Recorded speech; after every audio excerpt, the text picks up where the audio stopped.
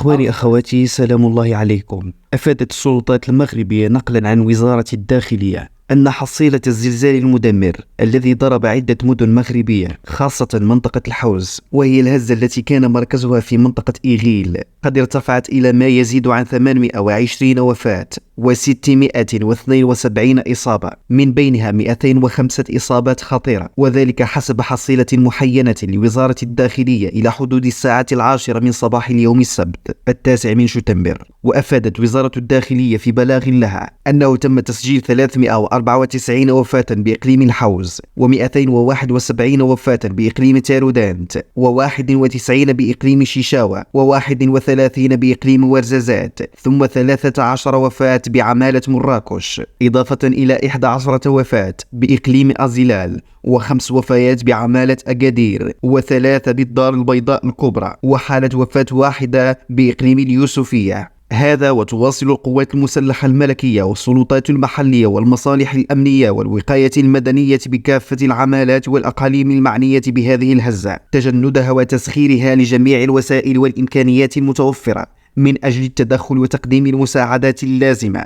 للمواطنين، مع العمل على إنقاذ ما يمكن إنقاذه من الأرواح، حيث وصلت فرق من عناصر الوقاية المدنية في الساعة الأولى من صباح اليوم إلى المناطق المعنية من أجل تقديم المساعدات في أسرع وقت ممكن إلى السكان المتضررين من هذا الزلزال. وأعلنت فرق من الوقاية المدنية في مناطق عدة من المملكة المغربية التعبئة من أجل تقديم المساعدات للسكان المتضررين من هذا الزلزال الذي لم تشهده المملكة المغربية منذ أزيد من قرن. نسأل الله الرحمة والمغفرة للضحايا، وعزاؤنا لعائلاتهم وذويهم، وبالشفاء العاجل للجرحى إن شاء الله.